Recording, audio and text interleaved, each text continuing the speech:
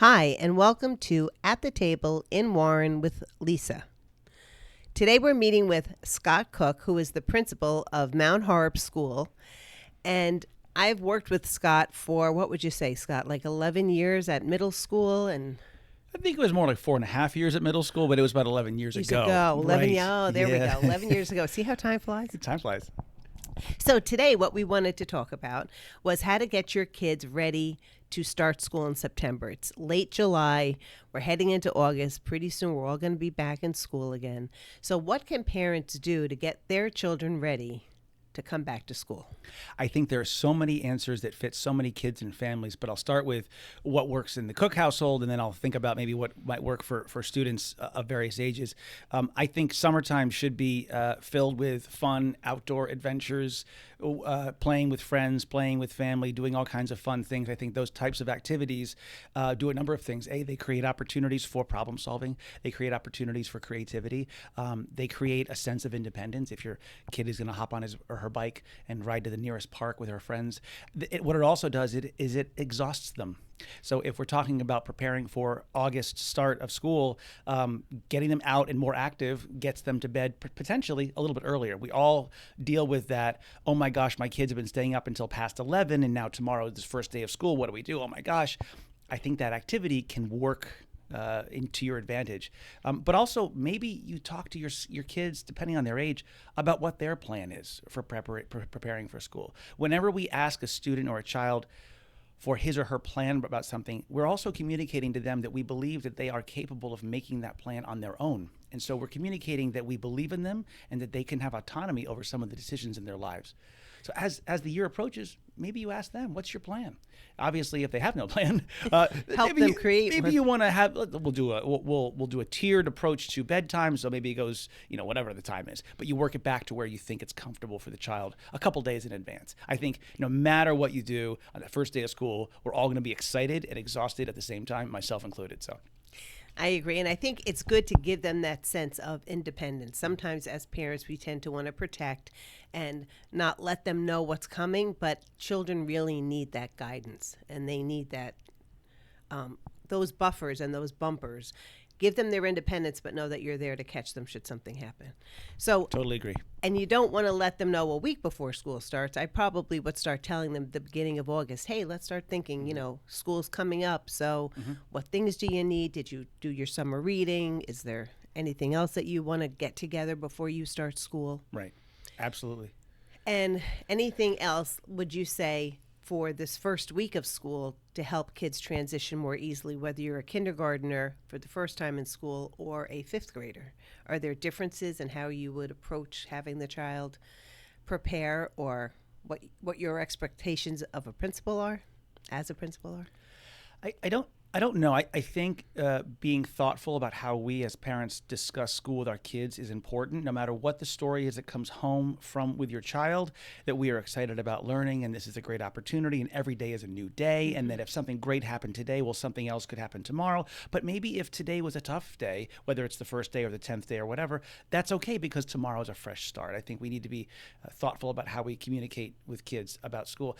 I do work with a number of parents who feel as though because their children express nerves at home that they don't want to go on the bus that first day of school. And I would argue that being on the bus with all those other nervous kids on the first day of school is a great way to just kind of have those nerves be reduced because you're with everyone else who's nervous. Whereas if you go on day 2, those kids are now no longer nervous, and now you're the nervous first timer. So I would say send your kids first day on the bus if you're a busser, and be excited about it. It's an exciting thing. They feed off your emotion. They feed off everything. So the Sure. more that you create positivity Yes. towards school, positivity towards the bus, Right. the happier they're going to be. Because we have a lot of kids who are afraid to come to school, and the worst thing you can do is keep them home Right. because it's just enabling that Right. fear. So have them come, let them see that it's okay. Right. And everything's going to exude that positivity. Exactly. And it's a life skill to push through nerves. We all feel nervous and Oh, for anxious sure. about a number of things. And if we're modeling by way of our words and our suggestions that these nerves are normal and okay and you can get through them, well, then the child will likely, for the most part, not all, will get through it. Yeah. They become what they see you believing in them in a sense. Totally. And I remember my mom always used to say when we were growing up, now I'm one of 6, but every time she was asked about her kids, she would always say in front of us, even if we weren't there, oh, they're great kids, great teenagers. No, we never had a problem. And we learned that. So we became great kids, great teenagers, great adults, because that's what we were told. So even whether she believed it or not, that's what she said each and every single time. So they listen to who you think they are. Right. And you just have to exude that positivity. Which makes me think, because I've got 2 kids, 17 and 14, that, there's the Cook household that no one really knows. Yeah. And then there's how the kids act outside of the Cook household. And I'm always thankful to hear positive feedback for when I get outside of the house. Because, I know. We're a normal family. Exactly. I'll call it that. We all are. And I would remember somebody would come, oh, I met your son today. And I'm like, oh, God. And always positive, great things were said. So thank God we did something right. Yeah. And Dr. Sabula, I love her. She was my children's principal at Central School, all 4 of them. She waited for my Olivia to graduate before she retired. But her saying, and I just said this to my older son yesterday, was, make it a great day or not, the choice is yours. Yes. That was her mantra. Yep. So even when my kids, like Ian was going off to work yesterday and he had that look on his face because he's got to take the train into the city. And I said, you know what? Make it a great day or not. The choice is yours. Don't start the day like that. So we are in the midst of talking about what our building goal is moving into next year. And what we do each summer, we think about, well, what have the kids taught us in the past couple of years? What behaviors are we seeing, both the good and the not so great? And one of the items, which I appreciate Dr. Cibula's words, and I know her and love her as well, is placing accountability and responsibility in the shoulders of kids. Right. I think too often we are hearing kids blaming everybody else. And this is obviously a fraction of kids, not all kids. But we need to get back to, wait a minute, what power do I have in the outcome of whatever I'm dealing with or living, right? Right. The day, and maybe it's up to me to make it a great day. I love that. I may make that a quote. And I was just speaking to one of my son's friends who's having a hard time getting started. He's a 25-year-old kid, but he just can't seem to get it together. And when we were having a conversation just this week, he was telling me about how his parents are divorced and it's his parents. And I said, you just need to stop now. You're 25, you need to take some responsibility, regardless of how your upbringing was. And I admit that you didn't have the greatest upbringing, but you did have a lot of other support. Sure. So look at that and let's move forward with what you want for your goals. Right. And that's a great point about preparing for school, that every household is so incredibly different. Every child manages things differently. And I think parents have the best intentions, and there's no manual for parenting. No, it's tough. One of the toughest things I've ever done in my life. But just to bring it back to your first question, love them, let them be outside, encourage them to be outside, take them off devices as much as you possibly can. And some of those items, some of those play items, again, going back to problem solving and creativity, independence, those will help children take ownership for themselves. They'll start to recognize their own risk tolerance. Like I used to build jumps when I was a kid with firewood and my BMX bike, and we'd see how high we could go. And like my mom wasn't watching. Sorry, maybe she should have been. I don't know. But like, But you learned. We learned. This is pre-helmets. Gosh, we weren't that smart. But you learn what your risk tolerance is, and you learn to take ownership of, I made a decision to jump on that jump and I crashed, and so maybe I shouldn't do it again. That is a huge life lesson. Yeah. And I don't know if you remember when my youngest son, 6th grade, didn't come to school that day. He was supposed to take the bus. He didn't take the bus. Wound up going to New York to see the NFL draft. And 6th grade. And I was at work. Yeah. And he called me from, I think, a friend's cell phone. I said, Josh, where are you? Like, you're not at work. You're not at school. Oh, we went to the city. We took the train to the city, and we're at the draft. And I'm like, okay, he's 11. Let's not tell Dad. But you know what? He had the confidence in himself and the independence, and he was fine, right? He was so capable at 11 years old. Right. To be able to take those challenges. I didn't instill fear in them, and I didn't say, oh my God, you have to get home and I have to go get you. I said, okay, if you need help, you find a policeman and you know the train to get back. Yeah, I know how to read a train schedule.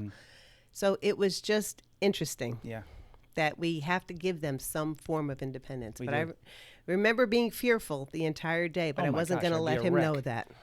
My dad, when I was 7 or 8, taught me to mow the lawn, and I thought to myself, I'm too young for this. But like, I really was excited about it, and he used language with me like, "You can do this. This is how the pull start works. This is where you put the gas." And then he said to me, "Scott, the mower could kill you, So I want you to be afraid of the mower always, but not deathly afraid, but, just be cautious. Cautious, right. Cautiously Right? aware. Yeah. And so I did the same thing with my son, and he's been mowing the lawn since he's 8 years old, wears a backpack blower, all safely. He now has a business. And so little things like that, when we're teaching kids to do something, again, we're communicating to them, I believe you can manage all of this. Yeah, you can do it. You can I have do confidence it. in you. And being in the line of work that I'm in, working with kids every day, they surprise me every day. Yeah. It is a rare moment where we say to the child, here's the bar, please reach it, and they can't reach it. Right? They normally, if we ask them to do something, they are able to do it. Right. It's us sometimes that thinks, oh, no, they can't do that. Right. I know, they're too little. They're too little. Let them try. And I don't know if you've ever seen that show. It's based in Japan, where these little kids, 3, 4, 5 years old, are given a task to go to the store by themselves and purchase something. Right. It's fascinating. It is. Yeah. I was reading a book titled The Coddling of the American Mind by Jonathan Haidt, phenomenal read. And it shows a picture of the list of prerequisites given to parents for their incoming kindergarten child. Can your child walk to the store by his or herself? Can your child ride a 2-wheel bicycle without training wheels? And it goes on and on and on. And I looked at the list and I thought to myself, gosh, we've shifted our prerequisites for kindergarten based on from the 70s or 80s. It's just a fascinating change in what we allow our children to do. Yeah, because at 5 years old, we didn't have school buses where I grew up. And 5 years old, first day of school, my mom said, okay, you know the way. Right. And I walked to school. Right. Yeah. So it's interesting. It is. Well, getting our kids ready for school is a lot of parent self-reflection and making sure that your children abide by a schedule. Of course. Is what I'm hearing you say. Yes. And getting them prepared for the day. Make sure their Chromebooks are charged, their summer reading is done, their homework is completed. Right. You've checked over. You haven't done it for them. You've checked over it. Right. And whatever we can do at home to not make it a fight. Yes. I again, being a parent, I've made the decisions in the household that created tension between us, the parents, and them, the children, and that's not ideal. So whatever you can do to say to work together and say we're going to do this, but it's up to you on how you do it to the schedule point. Like bedtime is this time, homework time is this time. So be thoughtful about the balance between what you need to exert as a parent and what they can choose to do, which is really a good idea. Right. I'm also reminded of the importance of summer reading. I'm making sure that I was never a reader, and I regret that to this day because when I do read, I love it. But for me, as a student, it was always like August 15th, and I'm cramming in 2 big books in 2 weeks, and I was a mess. So I ruined the last 2 weeks of my summer, every summer. And not really. Without fail. Not really retaining any of that No, because I was just nervous that I was going to be called out in class for not knowing the book. So, I mean, I've shared that horror story with my kids, and I think my son heard that, and he now tries to read, earlier than August 15th, my daughter as well. But ingraining in them that waiting to the last minute for summer reading is just never a good idea. No. And you can enjoy those books if you don't rush them. Sometimes the timing of it for me would erase the joy of the reading. Yeah. So and learning. Like I'm reading Marcus Aurelius now, the Roman emperor, his writings. I had to read that in high school. I hated it. And now coming back to it where I have the time to put into it, understand it, it's so interesting. Totally. So we just have to give them the time to be able to absorb. In fact, today's July 25th, and maybe I should remind my kids they should be reading. Yes. So thank you for that reminder. Well, it was great speaking with you today, Mr. You too, Cook. Mrs. Lontai. And I look forward to a great school year for both of us. I do too. Thank you so much for inviting me. You're welcome.